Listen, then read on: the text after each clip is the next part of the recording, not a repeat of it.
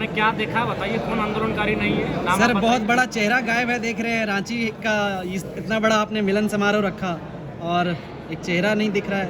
नहीं, ऐसा बात नहीं, सबका अपना अपना फील्ड है, सब अपने अपने फील्ड में काम कर आप रहे जेबी हैं। अगर केसेस हक आप जेबी केसेस को बोलते हैं कि लोगों का यहाँ के हक अधिकार का बात करता है और यहाँ के लोगों को सेंट्रल कमेटी में कितने लोगों को आपने पद दिया है? बाकी मुख्यमंत्री के दोषी हैं, ईडी जाए उनके घर, उनके साथ साथ जो भारतीय जनता पार्टी के टॉप लिस्ट लीडर है उनके भी घर जाए, अर्जुन मुंडा के भी घर जाए, वो भी केंद्रीय मंत्री हैं, ईडी उनके भी घर जाए, हेमंत सोरेन के साथ अर्जुन मुंडा के भी घर ईडी जाए, तभी मुझे लगता है कि लोकतांत्रिक ढांचा जो है उस पर जनता का विश्वास है।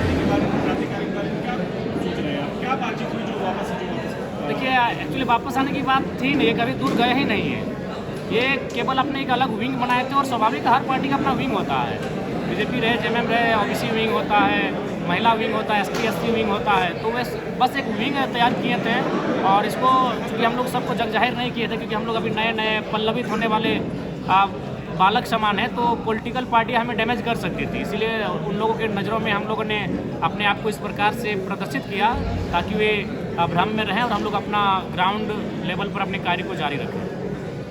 जैसे ये खबरें भी हैं कि अब कम से कम 5 लोकसभा सीटों पर किस्मत आजमाएं, अगर आपने अकॉर्डिंग सीटें नहीं जीतते हैं तो इसका सीधा इम्पैक्ट विधानसभा चुनाव में पड़ेगा, आप लोग का मोरल डाउन हो जाएगा, कहीं ना कहीं आपका रिजल्ट नहीं आएगा। हाँ, स्वाभाविक है, और चूँकि हम लोग कभी हवाई बात किया नहीं कि अब की बार 70 पार 65 पार, ये हमारे नई शुरुआत है, लेकिन हम लोग यूथ हैं, जोश से लबरेज हैं, ऊर्जा से लबरेज हैं, और अगर हमारी उम्मीद के विपरीत अगर परिणाम आता है तो हम लोग और दुगनी रफ्तार के साथ मेहनत करेंगे और दुगना संघर्ष करेंगे। तो इसलिए आप निश्चिंत रहें, अगर चुनाव के नतीजे हमारे विपरीत भी आएंगे तो हमारे मनों की स्थिति में या फिर हमारे हौसले में कोई कमी नहीं होगी, बल्कि हम लोग दुगनी हौसलों के साथ विधानसभा का चुनाव लड़ेंगे। लेकिन उम्मीद करते हैं कि चुनाव का जो रिजल्ट है वो हमारे पॉजिटिव के लिए, मैंने पॉजिटिव पक्ष में ही आए। इन फ्यूचर में हम कभी माने कि कभी जेबी केसेस जो है या एनडीए के पक्ष में या यूपीए या इंडिया के पक्ष में जा सकता है, कभी ऐसा फ्लेक्सिबल होंगे कि कभी आप किसी एक खेमे में जाकर के चिपक जाएंगे? नहीं, देखिए, ये एक रायशुमारी से होगा, क्योंकि आज जब से सोशल मीडिया का ज़माना आया है लोग एक दूसरे से काफ़ी कनेक्ट हो गए हैं, तो जब भी कोई ऐसा बड़ा निर्णय लेने का रहेगा राज्य की स्थिति को अस्थिर करने के लिए, तो हम लोग इस पर जब भी निर्णय करेंगे तो चर्चा परिचर्चा करने के बाद ही करेंगे। एक अंतिम सवाल, आज मुख्यमंत्री हेमंत सोरेन से ईडी के अधिकारी उनके आवास में पूछताछ कर रहे हैं, किस रूप में देखा जाए इस चीज़ को? देखिए, मैं सबसे पहली बात हो कि अगर मुख्यमंत्री दोषी हैं तो सवाल जवाब हो, लेकिन मेरा मानना है कहीं ना कहीं ईडी मतलब पूर्वाग्रह बायस्ड होकर काम कर रही है। अगर आप अनुमान बात किया जाए तो हजारीबाग, धनबाद, ऐसे बहुत सारे एनडीए के सांसद हैं जिनका संपत्ति लगभग 10,000 करोड़ से अधिक है, तो ईडी उनके घर ना जाती है, ना उनके कभी सवाल जवाब करती है, तो ये लोकतंत्र के लिए संकेत ठीक है, माननीय मुख्यमंत्री अगर दोषी है तो उन पर ईडी का कार्रवाई होना चाहिए, लेकिन ये मतलब थोड़ी है कि इस राज्य में बाकी जो लोग हैं जो विपक्ष में फिलहाल है भारतीय जनता पार्टी में, उनके पास कई गुना कुत राशि है, तो ये कहीं ना कहीं जो केंद्रीय एजेंसियां हैं जिनको स्वतंत्र होना चाहिए, ये लोकतंत्र के लिए मेरे हिसाब से, जो मेरी आयु है अल्प आयु, उसके हिसाब से मुझे ठीक नहीं लगता है। बाकी मुख्यमंत्री अगर दोषी हैं, ईडी जाए उनके घर, उनके साथ साथ जो भारतीय जनता पार्टी के टॉप लिस्ट लीडर है उनके भी घर जाए, अर्जुन मुंडा के भी घर जाए, वो भी केंद्रीय मंत्री हैं, ईडी उनके भी घर जाए, हेमंत सोरेन के साथ अर्जुन मुंडा के भी घर ईडी जाए, तभी मुझे लगता है कि लोकतांत्रिक ढांचा जो है उस पर जनता का विश्वास है। आप जेबी केसेस को बोलते हैं कि लोगों का यहाँ के हक अधिकार का बात करता है और यहाँ के लोगों को सेंट्रल कमेटी में कितने लोगों को आपने पद दिया है? विमान जी, आपका सवाल तो हाँ, घर वापसी की आप बात कर रहे हैं, कैसे देख रहे हैं? ये जो वक्त रहा, आप अलग हुए, आंदोलन से शुरू हुआ सब कुछ, उसके बाद फिर समिति बनी, आपने पार्टी बनाया, मोर्चा बनाया, वापस जो जेबी केसेस, लोग इसको किस तरीके से देख रहे हैं?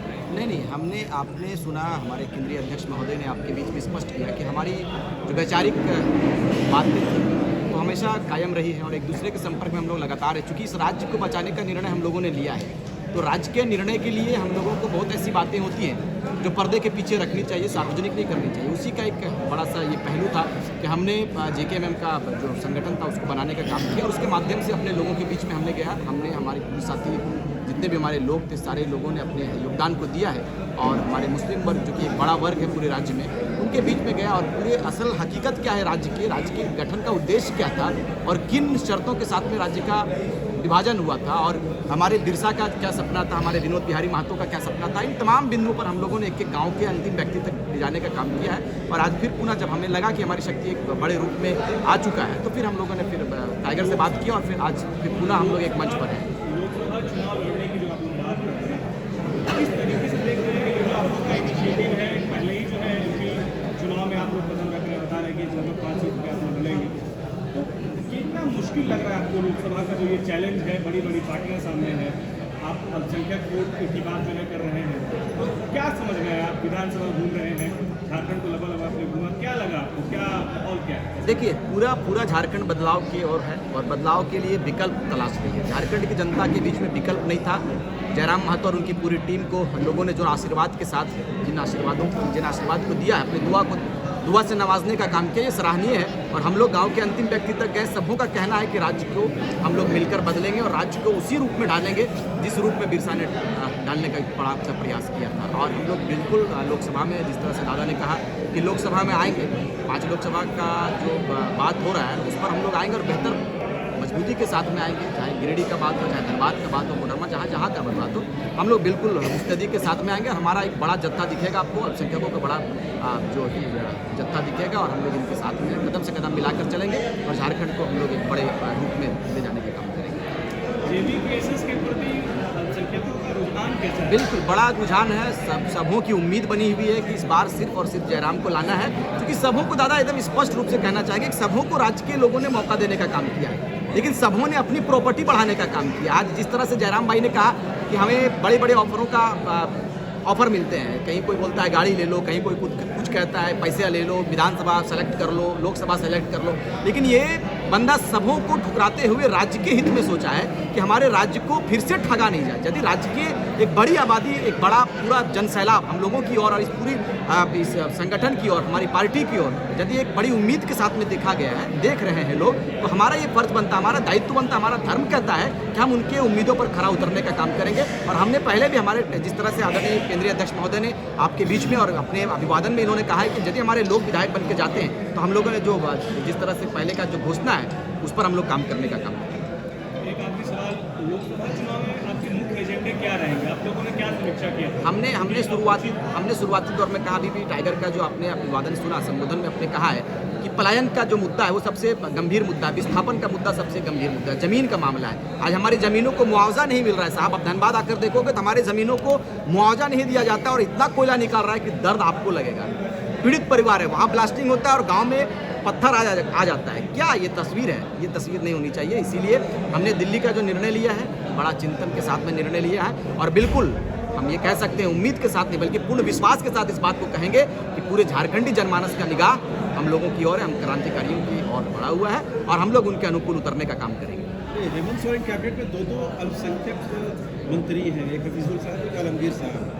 क्या उनको काम अपनी मार्ग नहीं है? डेमो है, वो लोग डेमो है। आपने देखा कि उर्दू के मसले पर कितना उन्होंने मुखर होकर बात किया है। मैंने शुरुआती दौर में कहा था, हमारा आप क्षेत्र आओगे शक्ति चौक के में, हमने कहा है कि ऐसे ऐसे मंत्री जिनका आवाज़ डीसी नहीं सुनता है और एक टाइगर का नाम पहले से सुनता है तो हुड़का जाम हो जाता है। ये बदलाव का है, बदलाव का संकेत है और लोगों की उम्मीद है। हम लोग मंत्री ना होते हुए भी, हम लोग मुखिया ना होते हुए भी, हम जिला परिषद ना होते हुए भी हमारी आवाज़ सीएमडी के कानों तक गूंजती है। हमारा डर, हमारा भय या जिसे जो आप रूप देंगे इसको दे सकते हैं, वो पूरे कोयलांचल में नहीं पूरे झारखंड में फैला हुआ है। चाहे कंपनी का मामला हो, सीएमडी का मामला हो, जीएम का मामला हो या पुलिस प्रशासन का कोई मामला हो, हमारी आवाज़ पहुंचती है या हमारे क्रांतिकारी साथियों का नाम पहुंचता है तो नाम पहुंचने से पहले काम हो जाता है। यही तैयारी हमारी है और इसी तैयारी के साथ में हम लोग 2024 को बेहतर करने का काम करेंगे। आंदोलनकारी की पार्टी कहते हैं और सेंट्रल कमेटी में लोगों को सीट कितना मिला है, पद जो बांटे हैं आप अभी? जयराम महतो जी, आपने क्या देखा बताइए, कौन आंदोलनकारी नहीं है? नाम सर आप बहुत बड़ा चेहरा गायब है, देख रहे हैं रांची का इतना बड़ा आपने मिलन समारोह रखा और एक चेहरा नहीं दिख रहा है। नहीं, ऐसा बात नहीं, सबका अपना अपना फील्ड है, सब अपने अपने फील्ड में काम कर रहे हैं। अगर हर चेहरा एक ही था, अगर सब चर्चित चेहरे अगर एक कुर्सी में बैठेंगे तो बाकी क्षेत्रों की समस्या कौन सुनेगा? तो इसलिए पहले बात इस भ्रम को हटाइए कि सब नामचीन चेहरे एक जगह दिखेंगे। और भी क्षेत्र हैं जहाँ लोग उम्मीद करके बैठे हैं कि हमारे लिए भी कोई, अगर हर जगह अगर सभी मान लीजिए धनबाद में कार्यक्रम होगा और सभी मराठी में भी हमारा टॉप चेहरा है, हजारीबाग में भी टॉप चेहरा है, सबको अगर धनबाद बुला लिया जाएगा तो उस समय हजारीबाग में अगर समस्या आएगी तो कौन देखेगा? इसलिए भ्रामक बातें हैं, सब अपने अपने क्षेत्र में बेहतर काम कर रहे हैं। अच्छा, लोकसभा के लिए क्या क्या तैयारियां आपकी? देखिए, लोकसभा की तैयारी वार रूम में हो रही है और जब हम लोग पार्टिसिपेट करेंगे उस समय आपको बता देंगे। अच्छा, जयराम, अगर रिजवान जो बोले कि अगर नियोजन नीति बनाना हो या फिर अगर विस्थापन नीति बनाना हो, इसके लिए आपको मेजोरिटी चाहिए। जब आप अगर विधानसभा में मेजोरिटी में रहेंगे तो ही आप ये सब चीज़ बना सकते हैं, तो फिर इसको कैसे देखेंगे? जब आपके पास मेजोरिटी रहेगी नहीं तो आप जो चीज़ों की बात कर रहे हैं उसकी अमली जामा आप कैसे करेंगे? देखिए, स्वाभाविक है, ये तो एक बच्चा भी जानता है कि जब तक आप बहुमत में नहीं रहेंगे, मेजोरिटी में रहेंगे, आप कोई नियम नहीं बना सकते।